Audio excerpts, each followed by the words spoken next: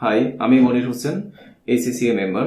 আপনাদেরকে সবাইকে স্বাগত জানাচ্ছি basic to intermediate Excel training এ।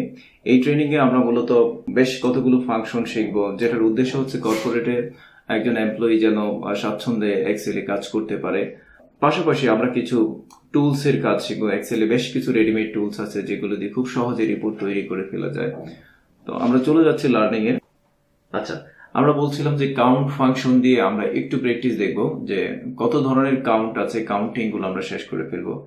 যদি এমন হয়, আমি এই সিনারিটা এভাবে থাকুক, কারণ এই এক্সেল এর শিটটাকে আপনাদের সাথে শেয়ার করা হবে যেন আপনারা আরো প্র্যাকটিস করতে পারেন। আর যদি এমন হয়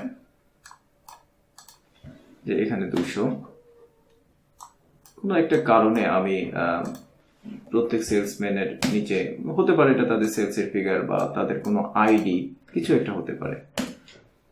এখানে আবার কিছুই নাই, এখানে আরেকজন সেলসম্যান,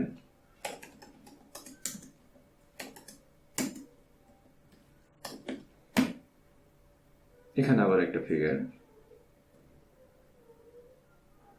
এখানে আবার আরেকটা ফিগার। সেলসম্যানেরও কোনো নাম নেই। তাহলে এই জায়গাটায় যদি আমাকে বলা হয় যে এখানে টোটাল সেলস কয়টা আছে, টোটাল সেলস, দেন টোটাল টেক্সট কয়টা আছে, টোটাল নাম্বার কয়টা আছে, and blank কয়টা আছে, blank blank blank। ওকে, আমরা এটুকু করি। প্রথমেই আমি টোটাল নাম্বার বের করে ফেলি, যেহেতু আমি জানি যে কাউন্ট ফাংশন দিয়ে একটা রেঞ্জের মধ্যে নাম্বার কাউন্ট করা হয়। তাহলে আমি এইখানে কাউন্ট ফাংশন দিয়ে যদি এই জায়গাটা সিলেক্ট করে দিই, তাহলে এখান থেকে আমাকে বললো যে 5টা নাম্বার আছে। আমরা একটু কাউন্ট করে দেখি, 1 2 3 4 5, 5টা নাম্বার আছে। নাও টোটাল টেক্সট, আমরা জানি কাউন্ট এ ফাংশন টেক্সটও কাউন্ট করে এবং নাম্বারও কাউন্ট করে, মানে একই সাথে সব কাউন্ট করে ফেলে। কাউন্ট এ, আমি টোটালটা সিলেক্ট করে দিলাম।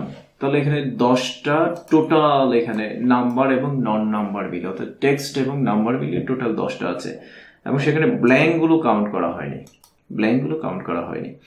তাহলে আমার দরকার এখানে টোটাল টেক্সট, টোটাল টেক্সট। আবার আমার উপরে দরকার টোটাল সেলস। তাহলে আমরা এখানে কাউন্ট এ দিয়ে দিতে পারি, কাউন্ট এ, কাউন্ট এ। তাহলে 10টা আসলো। টোটাল সেল বলতে তো আমি ব্ল্যাঙ্কও বোঝাচ্ছি, যে এখানে ব্ল্যাঙ্ক কয়টা আছে সেটা সহ, তার মানে 12টা হবে। তাহলে এটাও ভুল, এটা আমাদের হবে না।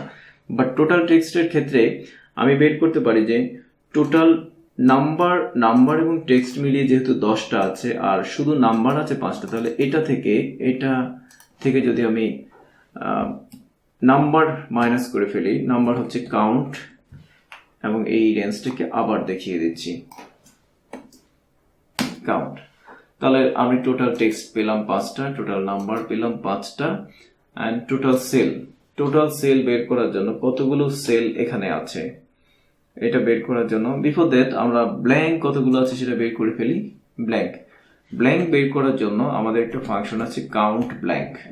কাউন্ট ব্ল্যাঙ্ক, কতগুলো ব্ল্যাঙ্ক আছে এই রেঞ্জের মধ্যে আমাকে বের করে দেবে। এখানে 2টো ব্ল্যাঙ্ক আছে। এবার আমি জানি আমার টোটাল টেক্সট এবং নাম্বার মিলিয়ে আছে 10টা, that is counted by count এ।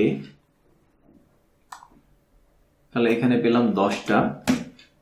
এবার এডিট করে এখানে প্লাস দিয়ে দিলাম, প্লাস ব্ল্যাঙ্ক, কাউন্ট ব্ল্যাঙ্ক, এটা সিলেক্ট করে দিলাম। অর্থাৎ এই রেঞ্জের মধ্যে সে খুঁজে বের করবে টোটাল নাম্বার এবং টেক্সট কয়টা আছে প্লাস ব্ল্যাঙ্ক কয়টা আছে। তাহলে এই রেঞ্জের মধ্যে কতগুলো সেল আছে সেটা আমরা পেয়ে গেলাম। আর এই কাজটাই যদি কেউ একটা ফাংশন দিয়ে করতে চান, তাহলে আপনি সেলস ফাংশন, রোজ ফাংশন ইউজ করতে পারেন। রোজটা হচ্ছে, একটু খেয়াল করে দেখেন, Returns the number of rose in a reference or এরে। রোজ ফাংশনটা দিয়ে যখন আপনি এইভাবে সিলেক্ট করলেন, তাহলে এখানে কতগুলো সেল আছে, সেখানে ডাটা থাকুক আর না থাকুক সেটা বিষয় না, কতগুলো সেল আছে সেই নাম্বারটা আপনাকে দেখাবে। অবশ্যই 12 হতে হবে। তাহলে আমরা কাউন্টিং এর যত ধরনের বিষয় আছে আমরা এই ছোট্ট এক্সাম্পলটা দিয়ে শিখে ফেললাম। ডেফিনেটলি অনেক ধরনের অ্যানালিসিস আছে যেখানে আপনাকে কাউন্ট করতে হবে, কাউন্ট ফাংশন, কাউন্ট এ ফাংশন, কাউন্ট ব্ল্যাঙ্ক ফাংশন, এগুলো ইউজ করতে হবে। তো বন্ধুরা, আজ এ পর্যন্তই। এক্সেলের পরবর্তী ক্লাসের আমন্ত্রণ জানিয়ে আমি আজকে এখানেই শেষ করছি। বিদায়, আল্লাহ হাফিজ।